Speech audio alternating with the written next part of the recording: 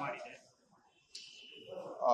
ದೆಹಲಿಯಲ್ಲಿ ಆಪ್ ಸರ್ಕಾರ ಕಳೆದ 10 ವರ್ಷದಲ್ಲಿ ಭ್ರಷ್ಟಾಚಾರದ ಕೂಪದಲ್ಲಿ ಮುಳುಗಿ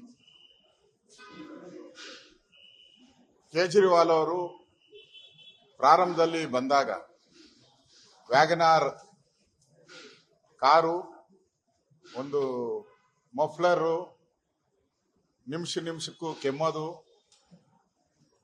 ಒಂದು 2 ಬೆಡ್ರೂಮ್ ಇರುವಂತ ಫ್ಲಾಟ್, ಈಗ ಶೇಷ್ ಮಹಲ್ ದೊಡ್ಡ ಅರಮನೆಯನ್ನೇ ಕಟ್ಕೊಂಡಿದ್ದಾರೆ. 25 ರೂಮ್ಗಳಿದೆ ಅದರಲ್ಲಿ. ಕಾರು ಚೇಂಜು, ಎಸ್ಕಾಟು ಎಲ್ಲನೂ ಕೂಡ, ಅಂದರೆ ರಾಜರ ರೀತಿ ಅವರ ಆಡಳಿತವನ್ನ ನೋಡಿ ಜನ ಬೇಸತ್ತಿದ್ದಾರೆ. ಅದರಲ್ಲೂ ಯಮುನಾ ನದಿ ಬಗ್ಗೆ ಅವರು ಆಡಿದಂತ ಮಾತು, ಯಾಕಂದ್ರೆ ಯಮುನಾ ನದಿ ಇವತ್ತಿಲ್ಲ, ಸಾವಿರಾರು ವರ್ಷ ಇತಿಹಾಸ ಇರ್ತಕ್ಕಂಥದ್ದು. ಒಂದೇ ದಿನಕ್ಕೇನು ಮಲಿನ ಆಗೋಗಿಲ್ಲ. ಯಮುನಾ ನದಿ ಮೇಲೆ ಕಳಂಕ ಹಾಕ್ಬಿಟ್ರು.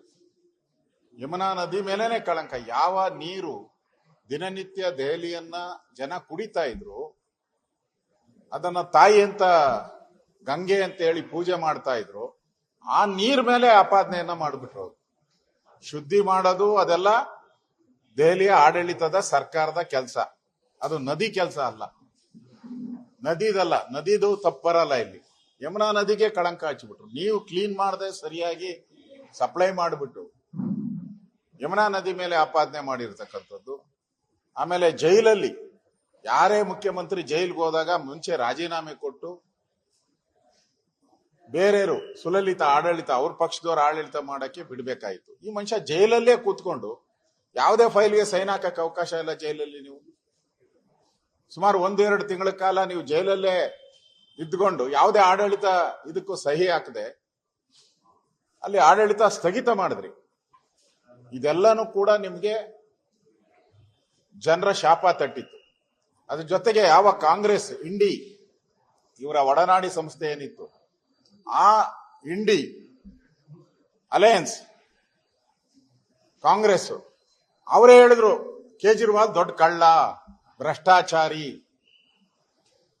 ಮಾಲ್ ಕಟ್ಕೊಂಡು ಹೋಗ್ತಾ ಇದ್ದಾನೆ ಅಂತ ಯಾರು ಇವ್ರ ಜೊತೆಗಾರರಿದ್ರು ಅವರೇ ಹೇಳಿದಾಗ ಜನಕ್ಕೆ ಕನ್ಫರ್ಮ್ ಆಯ್ತು, ಇದು ಕೇಜ್ರಿವಾಲ್ ಬೂಟಾಟಿಕೆ ಒಬ್ಬ ರಾಜಕಾರಣಿ.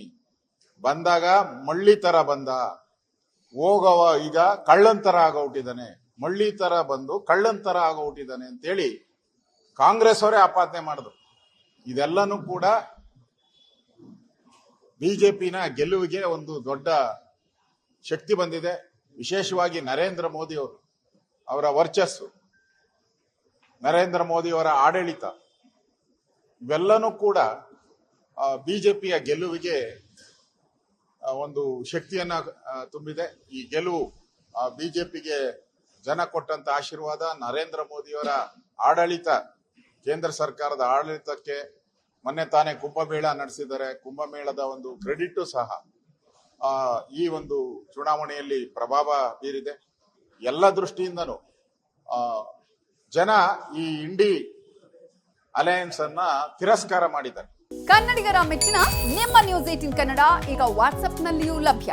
ಕರ್ನಾಟಕ ಮತ್ತು ದೇಶ ವಿದೇಶದ 360 ಡಿಗ್ರಿ ಸುದ್ದಿ ವಿವರವನ್ನ ನೀವು ನಿಮ್ಮ ಕೈ ಬೆರಳುಗಳಲ್ಲಿಯೇ ಪಡೆಯೋದಿಕ್ಕೆ ಈ QR ಕೋಡ್ ಅನ್ನ ಸ್ಕ್ಯಾನ್ ಮಾಡಿ. ನಮ್ಮ ಚಾನೆಲ್ ಅನ್ನ ಫಾಲೋ ಮಾಡಿ, ನೋಟಿಫಿಕೇಶನ್ ಆನ್ ಮಾಡಿ.